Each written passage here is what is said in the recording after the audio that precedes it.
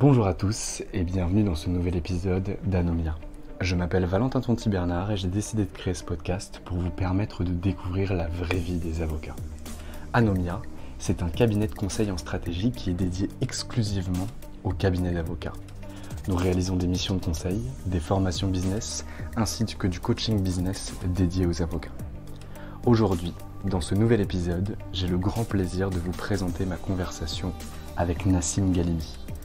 Nassim Ghalimi est avocat associé au sein du cabinet Osborne Clarke. Il dirige la pratique restructuring de ce cabinet. Dans cet épisode, il va vous expliquer quel a été son parcours, par quoi est-il passé et pourquoi il a décidé de partir de chez Veiljourde pour aller chez Osborne Clarke. Je vous souhaite une belle écoute. Avant que ce nouvel épisode ne commence, je voulais vous parler des deux nouvelles formations dispensées par la société Anomia. La première, la formation Boost, dédiée aux avocats individuels et aux collaborateurs. Et la deuxième, la formation Business Partner, dédiée aux avocats associés de cabinets d'affaires. Ces deux formations uniques ont pour objectif de vous permettre de développer vos compétences business nécessaires à l'exercice de la profession d'avocat. Elles vous permettront de trouver des méthodes applicables, pratiques et concrètes pour développer au mieux votre activité. Vous pouvez les découvrir sur www.anomia.fr. Eh bien écoutez, bonjour maître Nassim Ghalimi. Je suis ravi que vous me receviez aujourd'hui dans le cabinet dans lequel vous êtes associé, le cabinet Osborne Clarke, situé au 163 boulevard Malesherbes à Paris. Bonjour maître Nassim Ghalimi. Bonjour Valentin. Alors aujourd'hui, on est là pour parler de vous. J'aimerais savoir qui vous étiez avant de devenir avocat associé en restructuring au sein de ce cabinet. Alors, moi j'ai grandi à Nantes, je suis nantais, c'est là que j'ai toutes mes racines et mon histoire, la première partie de ma vie. J'ai vécu 22 ans à Nantes, je suis issu d'une famille de trois enfants, je suis le cadet, j'ai un grand frère, Ismaël, et une petite sœur, Sarah. On a été élevés dans une famille très riche, humainement, pleine d'amour, par des parents très attentionnés. Mon père, algérien, débarqué en France en 1969 pour faire ses études après son bac. Il est issu d'une famille d'agriculteurs de l'ouest algérien, très modeste. C'est le seul de son village à avoir fait des études. Et ma mère, nantaise, issue d'une famille de maraîchers. Vous voyez, mes 4 grands-parents sont des agriculteurs. Et ils se sont rencontrés dans les années 70. Je pense qu'on peut dire que les parents sont des intellectuels de gauche, comme on peut dire de façon un petit peu résumée. C'est peut-être un peu cliché, mais... Et donc j'ai grandi dans une famille tout à fait passionnante, avec beaucoup de stimulation intellectuelle et beaucoup d'attention et d'affection. J'ai très tôt voulu être avocat, puisque ce projet est né quand j'étais en 4e. Et c'est un projet qui ne m'a plus jamais quitté. C'était une période où mes parents commençaient à me demander ce que je voulais faire plus tard. Je n'avais pas trop d'idées. Et à l'époque, mon meilleur ami, mon ami d'enfance, lui voulait être avocat. Et j'avais beaucoup d'admiration pour lui, et j'en ai toujours beaucoup. Et c'est vrai que cette profession, du coup, m'a tout de suite attiré, grâce à lui. Et c'est un projet qui ne m'a jamais quitté. Et c'est vrai que c'est une profession, en tout cas à l'époque, qui, de mon point de vue, pouvait correspondre à certains traits de ma personnalité. J'avais beaucoup de goût pour l'argumentation, le fait de convaincre, le fait de défendre des thèses sur tout un tas de sujets. J'avais vraiment cette appétence et ce goût pour l'équité, la justice et défendre les autres. Et donc c'est tout naturellement que, une fois que j'ai obtenu mon bac, non sans mal, je me suis inscrit à la fac de Nantes. Donc ça a été une étape très importante dans mon parcours. Un peu stressé, le fait d'aller en droit. Personne dans ma famille n'avait fait ce type d'études. J'avais entendu dire que les études de droit étaient difficiles, qu'il y avait un écrémage très fort dès la première année. Donc j'étais un petit peu stressé, mais j'avais été tout de suite très bien entouré. J'ai eu la chance qu'on m'ait présenté une étudiante qui est en maîtrise, en master à l'époque, qui m'a un peu pris sous son aile, qui m'a aidé, qui m'a donné des conseils pour les choix de matière, les choix de TD, et qui m'a également donné de précieux conseils sur les techniques de fiches d'arrêt, de cas pratiques. Et ça m'a vraiment donné confiance en moi. Ça a été très important. Donc une sorte de tutorat informel, mais très important pour moi dans les débuts de mes études. Et j'ai fait une rencontre aussi très importante, très déterminante dans ma vie. J'ai rencontré celui qui allait devenir un ami très proche. On s'est rencontrés dès la première semaine de la première année de fac. En première année, une très belle rencontre, je pourrais dire un coup de foudre amical qui m'a beaucoup apporté. Et on a traversé ensemble ces années d'études avec beaucoup de passion, beaucoup de joie, de discussion. Et les années de fac ont été vraiment des années très riches pour moi. Et j'ai vraiment découvert une passion pour le droit. Cette matière que je ne connaissais pas, puisque c'est l'une des rares matières qu'on fait à l'université, qu'on n'a jamais fait auparavant, que ce soit au collège ou au lycée. Et j'ai vraiment découvert une matière qui me correspondait beaucoup. Une matière à la fois très ancrée dans l'histoire, très ancrée dans les sciences politiques, dans la sociologie. Et j'étais très intéressé par toutes ces matières. Également, l'aspect humain est considérable. Et je pense que c'est une matière qui m'a beaucoup plu dès le début.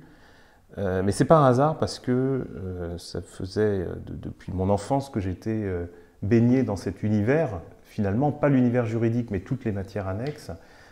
Grâce à mes parents. Mon père était de formation, une formation de sociologue, et ma mère, orthophoniste, et très intéressée par la psychologie, la sociologie, la psychanalyse. Et c'est vrai que toute cette ouverture sur ces disciplines des sciences humaines, au cours de ma jeunesse et de mon adolescence, m'ont permis d'avoir, je pense, un certain nombre de bases qui m'ont fait apprécier tout de suite la matière juridique. Et donc ces années de fac ont été très importantes pour moi et j'ai vraiment eu une vraie passion pour le droit. Après la maîtrise, j'ai passé l'examen d'entrée au CRFPA, mais je ne suis pas rentré tout de suite à l'école. Parce que je voulais terminer mes études par un DEA, ce qu'on appelait un DEA à l'époque, c'est-à-dire un Master 2 recherche. Et là aussi, ça a été une étape importante et on m'a très bien aiguillé à cette période-là. Et je dois beaucoup à Muriel Fabre-Magnan, une grande professeure de droit qui enseignait à l'époque à Nantes, qui m'a incité fortement à présenter le DEA de Paris 1, DEA de droit privé, fondé par Jacques Guestin, qui était dirigé à l'époque par Geneviève Vinet. Et Muriel Fabre-Magnan était issue de cette formation et y enseignait. Et c'est elle vraiment qui m'a convaincu de présenter ma candidature, chose que j'aurais absolument pas faite spontanément, parce que pour moi, il était impensable de candidater et a fortiori d'être pris dans ce diplôme que je considérais comme inaccessible pour moi. Et évidemment, c'était une erreur et c'était une autocensure qui était très dommage. Et donc je dois beaucoup à Muriel Fabre-Magnan qui m'a poussé à le faire et elle a bien fait puisque j'ai été reçu, j'ai été pris dans ce DEA. Et ça a été pour moi une nouvelle étape dans ma vie très importante, le fait d'aller à Paris, faire ce troisième cycle. Étape très importante à la fois dans mon parcours universitaire, mais également dans ma vie tout court. C'était la liberté pour moi, la première fois que je sortais de l'appartement familial et de cet environnement très confortable.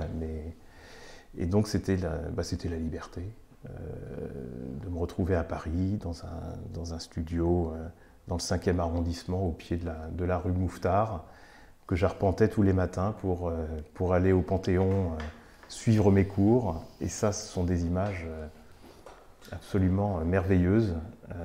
Et c'est à ce moment-là que j'ai compris que ma vie serait à Paris. Donc ça a été déterminant parce que j'ai vraiment fait cette rencontre avec cette ville. Ça peut paraître très cliché, mais ça a été considérable dans ma vie. Cette ville que j'avais fantasmée quand j'étais gamin, pendant des années. Et c'est ma mère qui m'a donné ce goût de Paris, elle qui avait fait une partie de ses études à Paris et qui avait passé beaucoup de temps sur les barricades en mai 68. Et j'avais gardé cette image un peu romantique de Paris. Et j'étais vraiment très heureux de vivre à Paris. Donc ça a été une année très importante pour moi, à la fois intellectuellement, des très belles rencontres, académiquement c'était formidable. Et j'ai fait aussi j'ai découvert la recherche. Et la recherche en droit par le mémoire. J'ai fait un mémoire en histoire du droit sur la maxime pacta sunt servanda. Et ça m'a passionné. J'ai vraiment adoré cet exercice, de sorte qu'après mon DEA, j'ai entamé une thèse de droit. Je voulais poursuivre cet exercice de la recherche. Alors j'ai quitté Paris, je suis allé à Bordeaux pendant 2 ans. Et j'ai commencé ma thèse. Alors c'était pas facile parce que j'étais pas forcément dans des très bonnes dispositions et dans des bonnes conditions pour cette thèse. J'avais pas vraiment compris comment le travail de thèse devait s'organiser et j'avais pas vraiment compris les codes et tout ce que ça impliquait, surtout comme investissement. Et j'avais pas de bourse, j'avais pas de financement, ce qui était un problème quand on est très jeune doctorant. Donc il a fallu que je gagne un petit peu ma vie pour financer ma thèse. Et ça a été, donc cette contrainte, ça a été une opportunité très importante pour moi, puisque on m'a présenté, lorsque j'étais à Bordeaux, un avocat de Bergerac, qui avait un très beau cabinet à Bergerac, Frédéric Chastre, qui avait besoin d'un collaborateur, il avait de très nombreux dossiers de droit commercial, et il avait besoin d'une aide. Et alors moi, je n'avais pas fait l'école d'avocat, donc je ne pouvais pas être embauché comme collaborateur avocat, mais il m'a embauché comme juriste. Et ça a été une opportunité très importante pour moi, parce que c'est là que j'ai commencé à me former au contentieux. Donc j'ai bouffé des assignations, des conclusions en droit commercial, en droit civil. Et ça a été en fait ma première expérience de la pratique du droit avec cet avocat qui est devenu un ami. Donc, en plus, cette relation professionnelle a été doublée d'une relation amicale tout à fait intéressante et très proche. Et donc au bout de 2 ans, donc j'ai travaillé dans ce cabinet, je gagnais bien ma vie, et c'était tout à fait important pour moi, mais ma thèse n'a évidemment pas avancé comme je l'aurais souhaité. Et au bout de 2 ans, je suis parti de Bordeaux et je suis revenu à Paris. Je suis revenu à Paris parce que je savais que ma vie était à Paris. Donc je suis revenu à Paris et là j'ai eu une période où je me suis un petit peu cherché. Alors c'était pas une période désagréable, hein. J'ai trouvé un appartement à 2 pas de celui de mon ami de fac, Thomas, qui lui avait fait une école de commerce entre-temps. Il était stagiaire dans des cabinets d'avocats. Et bon, j'ai eu une année, un peu plus d'une année, sabbatique, où je passais pas mal de temps à donner des cours à droite à gauche, et je passais surtout beaucoup de temps aux terrasses des cafés, au cinéma et au jardin du Luxembourg. Et au bout d'un an et demi, il a quand même fallu que je me décide à faire quelque chose de concret dans ma vie. Ma thèse n'avançait pas, je me suis rendu à l'évidence que la thèse n'était pas pour moi, et qu'à l'inverse, le métier d'avocat était vraiment ce que je voulais faire, et ce pourquoi j'avais commencé mes études de droit quelques années plus tôt. Donc je me décide à rentrer à l'EFB, à l'école d'avocat, et il a fallu que je cherche un stage. À l'époque, l'EFB durait 1 an. On avait quelques mois de cours et ensuite le fameux stage de fin d'études, le stage EFB. Donc j'ai candidaté dans plusieurs cabinets. Moi, ce que je voulais faire au départ, c'était plutôt du contentieux commercial. C'est ce que je savais faire, puisque j'en avais fait pendant 2 ans dans ce cabinet à Bergerac. Donc j'ai envoyé un certain nombre de candidatures. Je n'ai pas eu beaucoup de retours, mais j'ai quand même réussi à décrocher un stage chez Salence, qui est devenu le cabinet Dentons. Un stage en contentieux, dans l'équipe du contentieux. Donc j'étais vraiment ravi d'obtenir ce stage-là. Et quelques jours avant de confirmer mon accord pour ce stage, mon ami Thomas, qui lui était en stage à l'époque chez Jean-Michel Darrois, me présente et m'obtient un entretien avec un avocat qui était dans le même immeuble que le cabinet Darrois, au 69 avenue Victor Hugo. Un avocat qui s'appelle Gabriel Saunier, spécialiste du droit des entreprises en difficulté, qui cherchait un stagiaire à l'époque. Et donc mon ami me met en relation avec cet avocat. Il me dit, écoute, je pense que ça peut être intéressant que tu le rencontres. Donc je le rencontre. L'entretien est très rapide et très vite, Gabriel Saunier me propose un stage de 6 mois. Alors, dilemme important parce que ce stage, c'était encore possible à l'époque, était rémunéré à hauteur de 20% du SMIC, c'est-à-dire à peu près, je crois à l'époque, 300 €, là où Salence me proposait une rémunération plus convenable, peut-être de 1000 ou 1200 €. Donc c'était un vrai dilemme pour moi, et j'étais prêt à refuser cette offre, uniquement sur cette rémunération. Et j'étais un petit peu dépité en sortant de l'entretien, puisque j'avais vraiment beaucoup apprécié ce contact avec Gabriel Saunier, et ce stage-là vraiment m'intéressait. Et donc je me revois assis sur un banc au pied de l'immeuble, avenue Victor Hugo, à appeler mon ami pour lui raconter. Et là, on me donne sans doute le meilleur conseil qu'on m'ait donné dans ma vie, qui a été déterminant. Mon ami me dit, écoute, je comprends, mais si tes parents peuvent t'aider encore 6 mois pour ce stage, je te conseille vraiment d'aller chez lui. Tu as tout à gagner à intégrer un stage dans ce cabinet de niche ultra spécialisé. Tu seras le seul stagiaire. Tu pourras beaucoup plus créer des opportunités pour la suite de ta carrière. N'oublie pas qu'il faut que tu trouves une collaboration après. Chez Salence, tu risques d'être perdu dans la masse des stagiaires. Et vraiment, je pense que tu as une très belle opportunité avec Gabriel Saunier. Et je l'écoute. J'appelle mes parents qui me confirment, qui me soutiennent, et j'accepte ce stage. Et ça a été déterminant dans ma vie. Déterminant.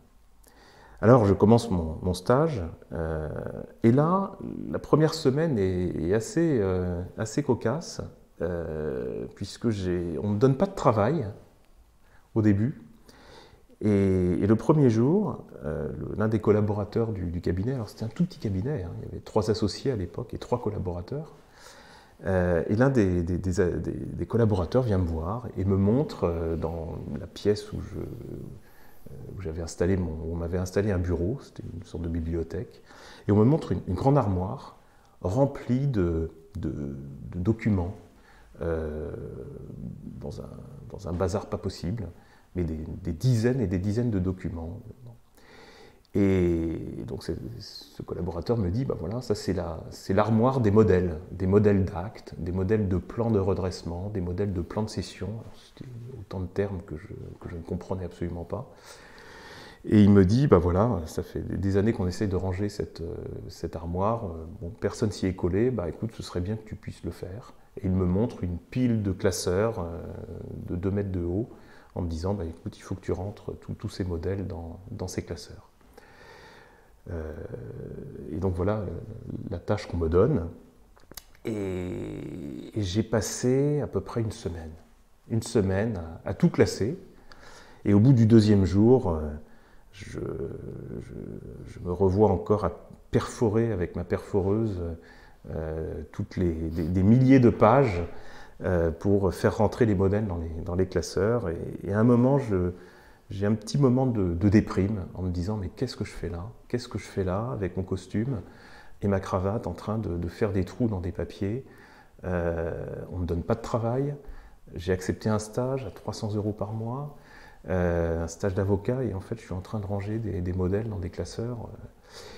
Et j'ai eu un petit moment de blues où je me suis même demandé si j'allais pas arrêter mon stage. Et je me suis ressaisi. Et je me suis dit, c'est trop tôt pour baisser les bras, c'est trop tôt. On m'a demandé de faire ce travail, il faut que je fasse confiance à ceux qui m'ont demandé cette tâche. Donc je vais la faire. Je vais la faire jusqu'au bout, mais surtout je vais bien la faire. Et je vais la faire avec toute l'attention et tout le sérieux qu'on me demande. Et donc je me mets à faire ce travail-là et je fais des étiquettes sur ordinateur, je fais une table des matières, etc. Donc je m'y implique totalement. Ça me prend une semaine et je crois que le vendredi, j'appelle le collaborateur pour lui montrer le fruit de mon travail. Donc tout était bien rangé dans l'armoire. Et il me félicite. Et juste après, il envoie un mail à tout le cabinet pour me dire, voilà, je souhaite la bienvenue à Nassim qui nous a rejoints comme stagiaire et, chose très importante, il a réussi ce que personne n'avait réussi à faire, à ranger de façon admirable la fameuse armoire des modèles, qu'il en soit remercié et bienvenue à lui. Et là, ça a été le début véritablement de mon stage et tout est allé très vite. On m'a tout de suite donné du travail. Donc c'était un petit peu, j'ai vécu ça un petit peu comme un rite initiatique, hein, tout simplement, mais tout à fait sympathique. Hein. Et on m'a donné du travail très vite, et en fait, les choses se sont accélérées parce que, en fait, j'étais assez vite opérationnel, puisque j'avais quand même une expérience de 2 ans du contentieux commercial, donc je savais rédiger des assignations, des conclusions. J'avais bien intégré la rédaction juridique et le raisonnement. Et au bout de 3 mois, Gabriel Saunier m'a proposé une collaboration, ce qui a été pour moi un soulagement, puisque même avant la fin de mon stage, je n'ai même pas eu à chercher de collaboration, et j'ai bien évidemment accepté cette collaboration. Et j'ai découvert très vite, à l'occasion de ce stage, une matière incroyable, le droit des entreprises en difficulté, qui correspondait exactement à toutes mes attentes, une matière à la fois très contentieuse, très juridique, très judiciaire, mais en même temps une matière très ancrée dans le conseil, dans la stratégie, et au croisement de toutes les disciplines que j'adorais, le droit civil, le droit commercial, le droit des sociétés, le droit des sûretés. Et dans le cabinet à l'époque, plus emblématiques du droit des entreprises en difficulté. Et donc j'ai été extrêmement reconnaissant à mon ami Thomas de m'avoir incité à choisir ce stage. Donc j'ai commencé ma collaboration en 2005, janvier 2005. Alors un début de collaboration un peu particulier parce que le cabinet Saunier venait de fusionner avec un autre cabinet. Et donc on est passé d'un petit cabinet de niche à un cabinet bien plus important. Et cette fusion, en fait, elle a duré 1 an. C'était avec qui? C'était avec Jean-Paul Poulain. Donc le cabinet Saunier était devenu, et le cabinet Poulain était devenu le cabinet Saunier-Poulain. Et vite redevenu le cabinet Saunier d'un côté, le cabinet Poulain de l'autre, au bout d'1 an à peu près. Donc au bout d'1 an, les 2 cabinets redeviennent indépendants. Il y a quelques mois de flottement. Alors évidemment, moi je reste avec l'équipe Saunier, évidemment. Il y a quelques mois de flottement où Gabriel Saunier discute avec un certain nombre de cabinets, prend son temps pour choisir le cabinet qu'il souhaitait, qu'il allait rejoindre. Et finalement, arrête son choix sur le cabinet Veillejourde. Alors cabinet que Gabriel Saunier connaissait très bien, puisque Jean Veille, Jean-Michel Darrois et Gabriel Saunier, et puis un autre de leurs amis avaient commencé leur carrière quelques décennies auparavant. Ils avaient monté un cabinet ensemble et avec une expérience qui a déjà été racontée en ce lieu, une expérience à Hong Kong notamment. Donc ils avaient commencé ensemble, ils se connaissaient très bien. Et donc on rejoint le cabinet Veillejourde. Alors au départ on devait s'associer avec eux, mais nous étions en conflit d'intérêts à l'époque, c'était en 2006, sur le dossier Eurotunnel. Nous étions donc, au sein du cabinet Saunier les avocats du principal créancier d'Eurotunnel, et Georges Jourde, à l'époque, était l'un des avocats du groupe Eurotunnel. Donc évidemment, il était totalement impensable de s'associer ensemble. Mais on les a quand même rejoints, mais en cabinet groupé, en société de moyens. Donc on a intégré leurs locaux, à l'époque rue de Lisbonne. Donc tout en étant indépendants, nous partagions la vie du cabinet. Et c'était tout à fait agréable de rejoindre ce cabinet Veillejourde, un cabinet vraiment exceptionnel, une ambiance formidable, et des personnalités très, très, très brillantes et très attachantes. Et en ce qui me concerne, tout est allé vite aussi, puisque j'ai tout de suite eu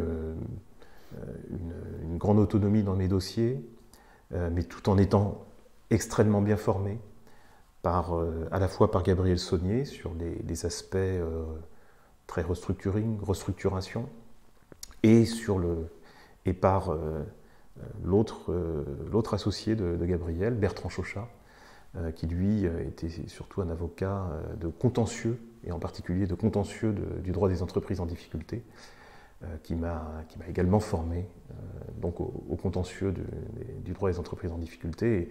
Et donc j'ai eu ces deux mentors qui m'ont tout appris. Et ça a été considérable dans mon évolution et dans ma formation comme avocat en droit des entreprises en difficulté. Et donc les choses sont allées assez vite, puisque au bout de 5 ans, en 2010, j'ai été promu associé du cabinet. Donc ça a été une étape importante dans ma vie et dans mon évolution professionnelle. Alors, au quotidien, ça n'a pas changé grand-chose, puisque j'étais déjà très autonome sur mes dossiers. Et puis, je travaillais quasi exclusivement sur les dossiers du cabinet. J'avais quasiment pas de clientèle, sauf de façon très marginale. Donc, au quotidien, mon statut d'associé n'a pas changé grand-chose. Mais voilà, ce statut était quand même une évolution importante et a contribué à renforcer ma position et évidemment ma confiance en moi dans ma profession. Et au bout de 2 ans, le cabinet Saunier a disparu. Il a disparu parce que les associés, dont je faisais partie, du coup, ont pris des chemins différents. Et Gabriel Saunier a souhaité qu'on rejoigne un cabinet anglo-saxon. Moi, c'était un projet qui ne m'intéressait pas. Et alors, ironie de l'histoire, ce cabinet que finalement Gabriel Saunier a rejoint, c'était le cabinet Salence, qui est devenu Dentons. Et moi, à l'époque, c'était un projet qui m'intéressait pas trop. Et à l'inverse, j'avais envie de continuer dans ma progression et dans mon statut de jeune associé. J'avais envie de continuer cette évolution dans un cabinet français, puisque c'était ça à l'époque que j'aimais. Mais alors, du coup, maître, je ne comprends pas. Lorsque le dossier Eurotunnel finalement se clôture, le deal était de pouvoir s'associer avec Veijourde et que les deux cabinets fusionnent. Pourquoi ça ne s'est pas fait et que les chemins ont changé? Alors, ça ne s'est pas fait, vous avez raison. Alors, le cabinet, le dossier a duré quand même plusieurs mois, même avant que le conflit d'intérêts ait disparu. Il s'est peut-être passé 1 an et demi. Et 1 an et demi, 2 ans. Il y a eu des contentieux. Et en fait, Gabriel Saunier le cabinet Saunier et le cabinet Veijourde n'ont jamais réussi à s'entendre sur les modalités de cette fusion. Bon. Et en fait, chacun est resté dans cette situation où nous traitions leur dossier de restructuring et nous leur apportions tous nos dossiers de M&A, de corporate, de fiscal. On avait un partenariat entre nous, mais bon, comme souvent, ce type de partenariat dure un temps, et puis au bout d'un moment, ça s'effrite et chacun reprend sa liberté, ce qui s'est passé en ce qui nous concerne. Très clair. Donc vous, du coup, vous décidez de rejoindre. Et donc, moi, je décide de ne pas suivre Gabriel Saunier chez Salence et je tente de m'associer chez Veijourde, puisque pour moi, c'était la structure idéale pour poursuivre mon activité et mon développement. Alors, quand je dis tente, parce que c'était pas gagné. C'était pas gagné, j'étais très jeune associé, et j'étais jeune tout court. Très peu de clientèle. Une expertise en droit des entreprises en difficulté, mais très peu de clientèle.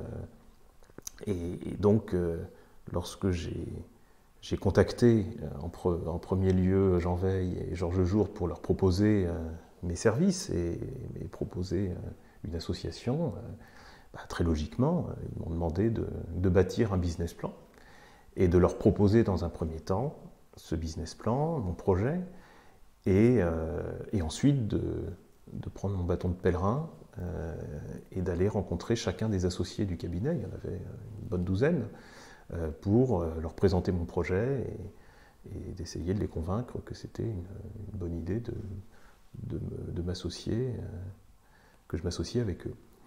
Donc ça a été un exercice difficile pour moi, parce que j'avais jamais fait de business plan, et j'avais jamais, en réalité, eu à candidater, en réalité, pour trouver un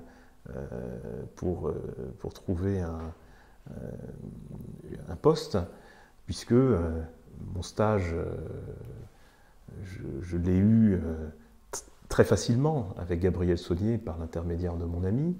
La collaboration, je n'ai pas eu à la chercher, puisque c'est Gabriel Saunier qui me l'a proposé. Mon association chez Gabriel Saunier s'est faite spontanément, sans que j'aie forcément à la demander. Donc là, c'était en fait la première fois qu'il fallait que je bâtisse un projet et que je candidate. Donc j'ai bâti ce business plan qui n'était pas simple à bâtir parce qu'en réalité il était assez vide. J'avais, comme je vous le disais, très peu de clientèle, donc il a fallu que je mette quelques chiffres dans des tableaux. Et j'ai fait un business plan très modeste, parce que, enfin, très réaliste aussi. Mais en même temps, je ne me voyais pas présenter autre chose. Donc, j'ai mis quelques chiffres sur les quelques clients que j'avais, sur quelques clients que je pouvais espérer avoir dans les quelques mois à venir, et en espérant que les synergies avec le cabinet Veille-Jourde puissent fonctionner pour que mon activité puisse être au moins à l'équilibre et si possible rentable. Et je parviens à convaincre l'ensemble des associés du cabinet qui me font confiance. Et ça a été une chance formidable pour moi. Les associés du cabinet, et en particulier Jean Veille et Georges Jourde, dont je suis extrêmement reconnaissant, m'ont fait tout de suite confiance. Et donc je suis devenu associé du cabinet Veille-Jourde, au départ tout seul. J'avais un stagiaire, pas de collaborateur évidemment, donc j'ai beaucoup travaillé et l'activité s'est très bien développée. C'était quoi vos objectifs sur le business plan en termes financiers? J'avais indiqué comme objectif 200 000 euros de chiffre d'affaires. Ouais. 200 000 euros. Et comme chiffre d'affaires qu'on peut appeler portable, j'étais à 50 000 euros. Okay. Et donc les 150 restants, je ne savais même pas comment j'allais les trouver. Donc c'était vraiment très très modeste. Mais en même temps, voilà, c'était aussi un projet sur le moyen terme. J'avais jamais prétendu que mon activité de droit des entreprises en difficulté allait tout de suite exploser dès la première année. Mais en fait, ça s'est très bien développé dès la première année, et en fait j'ai triplé les objectifs que je m'étais fixés. Donc ça a très bien fonctionné, et ensuite tout s'est enchaîné. Un an plus tard, j'ai rencontré comme stagiaire Paul Lafuste, qui allait devenir ensuite mon collaborateur, qui travaille toujours à mes côtés. Et l'année suivante, j'ai rencontré Mathilde Rousseau, comme stagiaire également, qui allait devenir ma deuxième collaboratrice, et qui travaille toujours à mes côtés. Et donc j'ai passé 9 ans chez Veille-Jourde à développer le département de droit des entreprises en difficulté, en conseil et contentieux.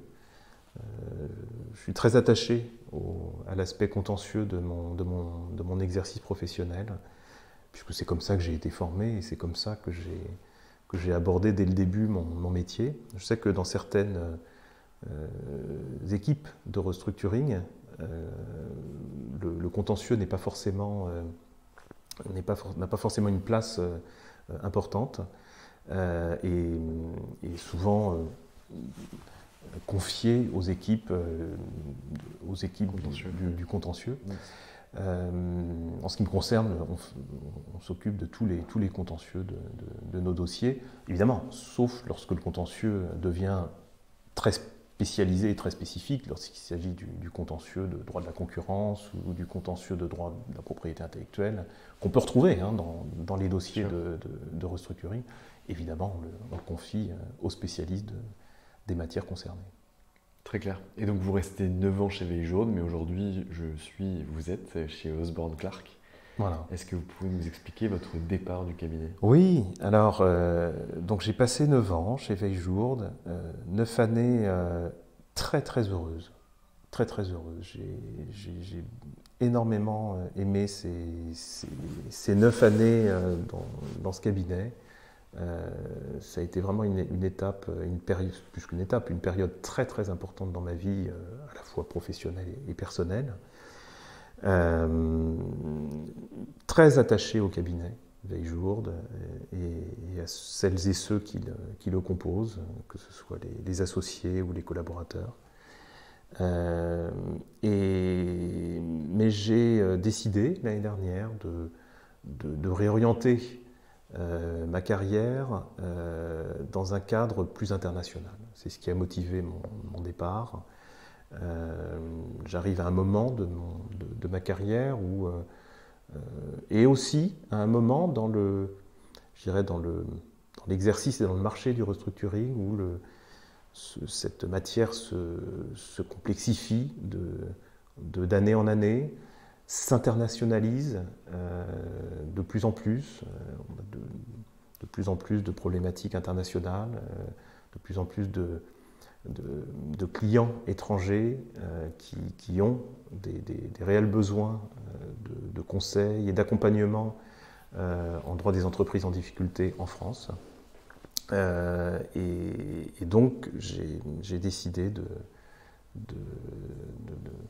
d'explorer ce nouveau territoire professionnel et donc d'étendre mon champ d'intervention. Et donc pour moi, c'était le moment de le faire. Il y a une problématique de timing. Pour moi, le timing était très bon. C'est une décision que j'ai prise avant le début de la crise sanitaire. Donc c'est pas du tout lié à la pandémie. Et donc j'ai pris cette décision qui n'a pas été simple, puisque comme je vous disais, j'étais très attaché, et je suis toujours au cabinet Veille-Jourde, mais pour moi c'était le bon moment de le faire. Et ça a été une réflexion et une démarche d'équipe, puisque je suis parti avec mes 2 collaborateurs qui ont accepté de me suivre. Très clair. Et quand ça se passe comme ça, est-ce que vous aidez le cabinet que vous quittez à vous trouver un remplaçant? Non. Ok.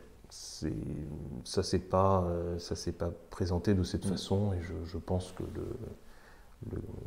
le cabinet que j'ai quitté n'a pas besoin de moi pour trouver un remplaçant. Et en termes de liberté, lorsqu'on est associé dans un cabinet français, beaucoup de vos confrères et de vos consoeurs disent qu'on a beaucoup plus les mains libres que dans un cabinet anglo-saxon ou américain, parce que les décisions sont prises à Paris entre les associés. Est-ce que c'est quelque chose que vous ressentez ici, ou est-ce que finalement ce n'est pas un sujet pour vous?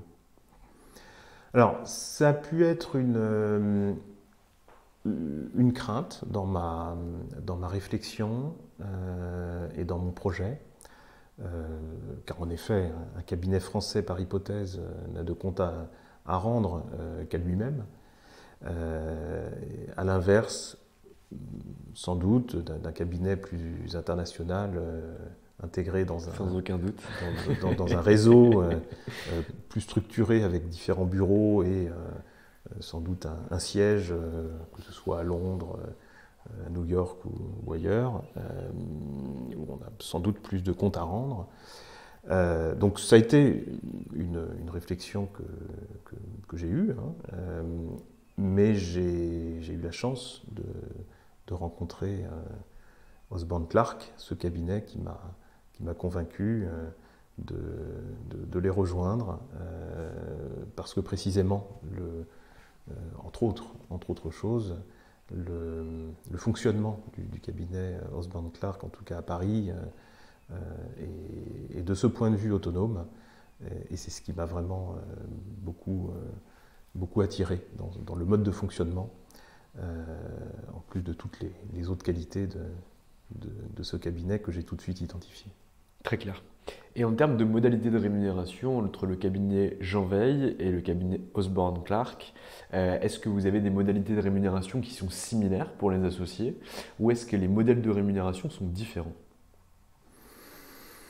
Alors, dans les cabinets, chaque cabinet a ces modalités de rémunération des associés. Il y a d'ailleurs, il peut y avoir plusieurs types d'associés d'ailleurs. On parle dans les structures anglo-saxonnes de equity, non-equity, associés, voilà, equity partner, non-equity partner, local partner, etc. Bon. Donc, je dirais qu'il y a chaque cabinet, enfin, il y a autant de modalités de rémunération que de cabinets. Et qu'on parle de cabinets français ou de cabinets internationaux, bon, chaque cabinet a ses spécificités. Pour vous répondre, que ce soit chez Veiljourde ou chez Osborne Clarke, on a un système mixte d'une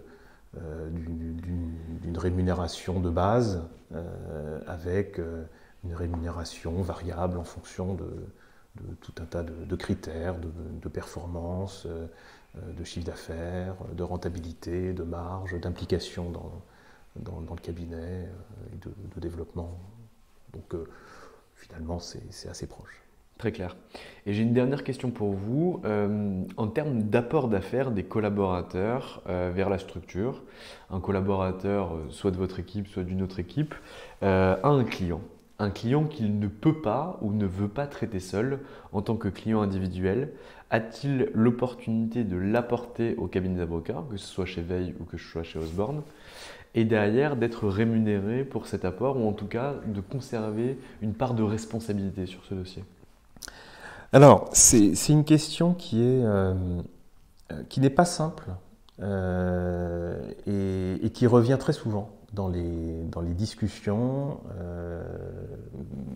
au sein des partnerships pour savoir si en effet on doit rémunérer les apports d'affaires par les collaborateurs. C'est une question qui est pas simple. Un collaborateur on n'attend pas qu'un collaborateur apporte des dossiers. Bon, c'est pas dans le contrat et c'est pas dans la philosophie de la relation qu'on peut avoir avec un collaborateur. Et à l'inverse, il est de l'essence de la collaboration, du contrat de collaboration, de permettre au collaborateur de développer sa propre clientèle. Donc, de développer sa propre clientèle, ça veut dire de la traiter lui-même et de ne pas la porter à la structure. Et ça, c'est bien entendu, et d'ailleurs, ça fait partie de nos obligations ordinales qu'on doit protéger et défendre, dans la mesure du possible. Après, votre question, c'est surtout sur un dossier que le collaborateur ne peut pas traiter tout seul ou ne peut pas le traiter tout court parce que ça pourrait sortir de son champ de compétences. Je pense qu'il faut pas poser de règles forcément et je pense que c'est plutôt au cas par cas qu'il faut envisager la question et l'envisager de façon très honnête dans une discussion entre le collaborateur et les associés pour essayer de trouver une juste rémunération, puisque si un dossier significatif est apporté à la structure, tout le monde va en profiter. Et il est hors de question que le collaborateur n'en profite pas lui-même, en plus évidemment de sa rémunération en tant que collaborateur. Donc oui, je pense qu'un collaborateur évidemment doit être incité, mais de façon raisonnée et raisonnable à apporter des dossiers à la structure. Et lorsque le collaborateur, lorsque la question se pose de plus en plus sur un nombre important de dossiers et sur des dossiers significatifs, bah en fait, la question c'est pas de rémunérer le collaborateur. La question c'est de savoir s'il ne serait pas plus intelligent de l'associer. Donc je pense que c'est entre autres comme ça que les changements de statut peuvent apparaître. Voilà. Donc c'est au cas par cas Et lorsque ça devient important, je pense que c'est le moment pour le collaborateur de changer de statut. Parce que nous, en ce moment, chez Anomia, on réfléchit beaucoup à ces questions, parce que quand on prend le cabinet Gide sur lequel on a déjà posté quelques trucs, on voit que le cabinet Gide, ça représente un effectif à peu près de 500 personnes à Paris. Et sur ces 500 personnes, il y a 84 avocats associés qui amènent du deal à la structure, et que ça représente que 14,6% des effectifs. Alors que finalement, chaque collaborateur, chaque counsel, chaque membre du BD ou chaque secrétaire dispose de réseaux personnels, fait partie de certains cercles d'influence, peut-être moins puissants que ceux des associés, mais en tout cas aurait l'opportunité, si des critères objectifs étaient définis par rapport à leur rapport d'affaires, pourrait dire, ben voilà, si une entreprise répond à tel critère en termes de chiffre d'affaires, en termes de secteur d'activité et en termes de salariés, vous avez l'opportunité, vous collaborateurs, counsel ou membres du BD, d'apporter tel dossier au cabinet d'avocats en droit social. Et la problématique que nous on repère, c'est que ça génère beaucoup de frustration chez les collaborateurs et c'est la cause de beaucoup de départs de cabinets d'avocats. Où en fait un collaborateur assez senior, entre 5 et 6 ans d'ancienneté en règle générale, vient voir son associé en lui disant ben voilà, je t'ai apporté un client de ma poche au cabinet, est-ce qu'on peut voir pour la rémunération comment on s'arrange, etc. Et beaucoup d'associés vont répondre à ça, t'inquiète, ça sera mis en place sur ton bonus. Et sauf que derrière, en fait, jamais il n'y a d'explication, jamais on explique au collaborateur ce que lui va réellement pouvoir gagner. Et ça crée beaucoup de frustration chez les collaborateurs.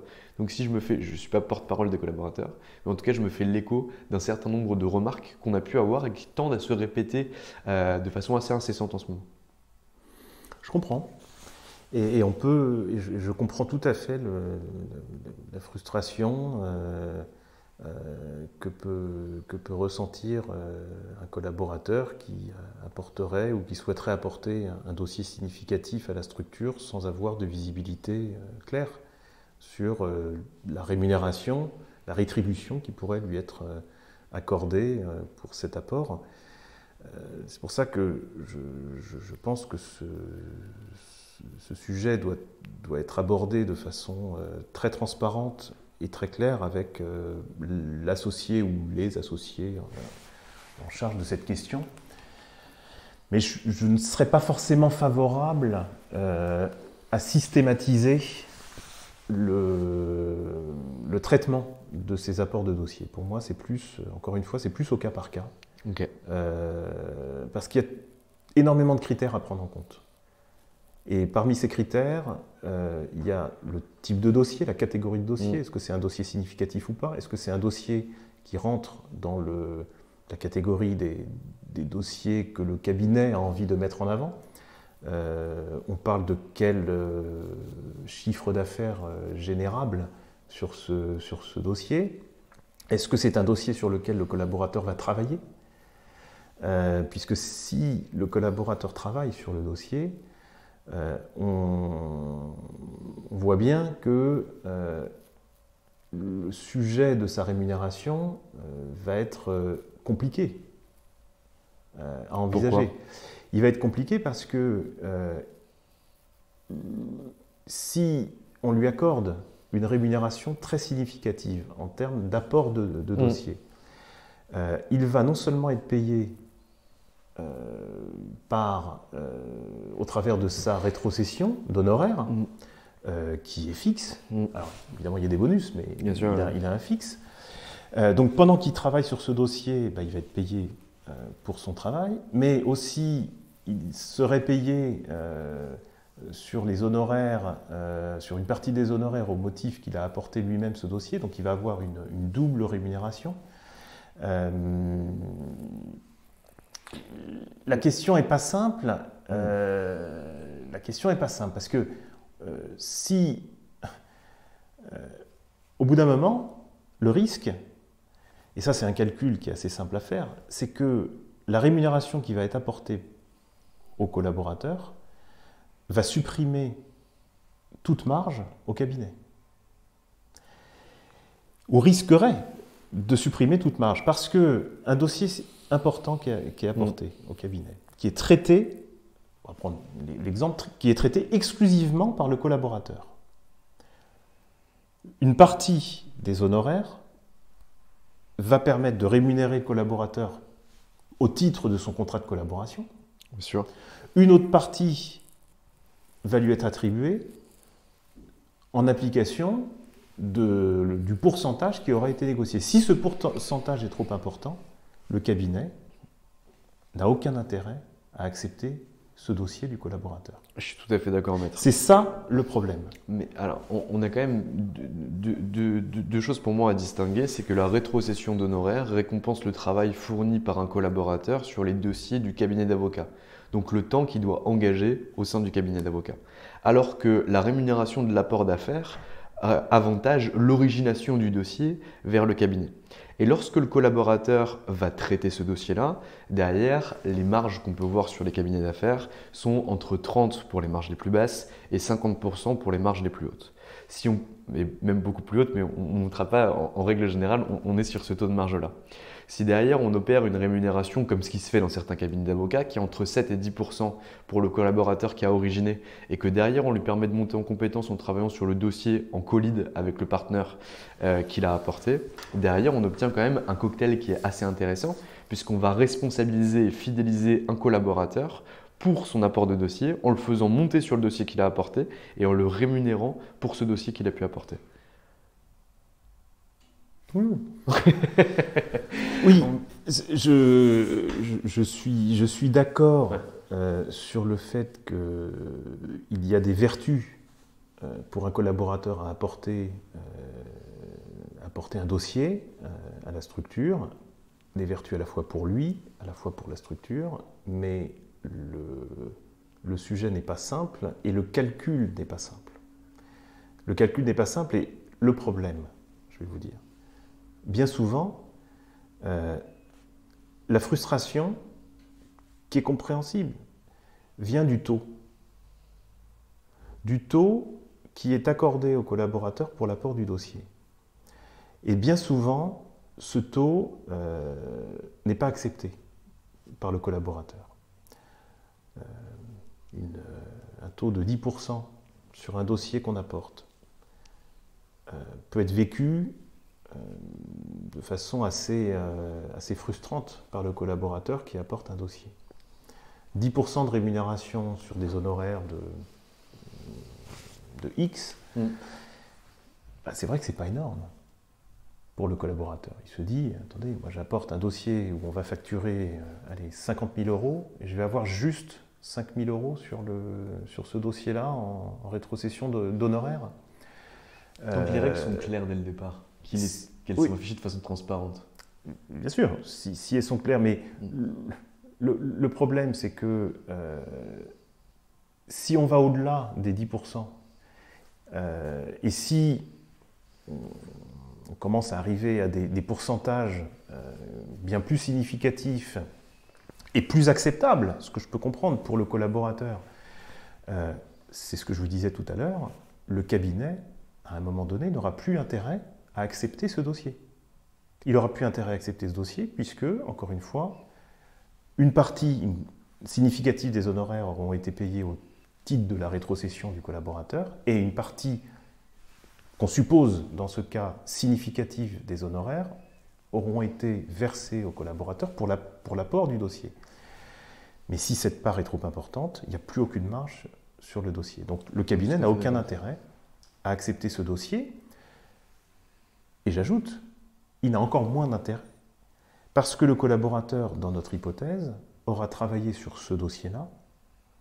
Donc tout le temps où il aura travaillé sur ce dossier, il n'aura pas travaillé sur d'autres dossiers du cabinet. Et c'est ça, toute la difficulté des apports des dossiers, c'est que on peut faire les calculs comme on veut, on peut triturer les chiffres dans tous les sens. Il y a une part de rétribution pour un apport de dossier au collaborateur qui ne peut pas dépasser un certain montant. Au-delà, le cabinet n'a aucun intérêt à accepter ce dossier. Et le problème, c'est que cette part de rétribution, bien souvent, et je le sais, est considérée comme trop faible par les collaborateurs. Et dans ce cas, ils préfèrent traiter le dossier eux-mêmes ou la porter à d'autres confrères et le traiter et le co-traiter avec d'autres confrères, mais pas au sein de leur structure. Très clair. Donc c'est un problème qui n'est pas simple, et encore une fois, je pense que la meilleure solution, c'est de les traiter au cas par cas. Très clair, maître. Je vous ai pris beaucoup de temps aujourd'hui, mais j'aimerais quand même un mot de la fin, un message que vous voudriez transmettre, quelque chose que vous voudriez partager avec nous et nos auditeurs. Alors, c'est un message que j'adresserai aux jeunes confrères ou aux étudiants qui souhaitent embrasser cette profession. C'est une profession extraordinaire. Le métier d'avocat est une profession formidable, très exigeante, mais passionnante. J'aurais un conseil à donner aux jeunes avocats, c'est de s'écouter et de saisir les opportunités lorsqu'elles se présentent. Mais pour susciter les opportunités et pour faire les bons choix, il faut s'écouter, ne pas se mentir, et ne pas forcément rester dans des standards. Parce que ce qui va convenir à l'un ne va pas forcément convenir à l'autre. Et au fond, c'est ça, à mon sens, la clé du bonheur dans la vie professionnelle.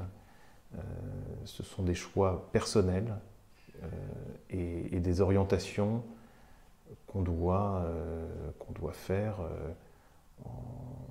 en s'écoutant et en respectant ce qu'on est. Très clair, maître Galimi.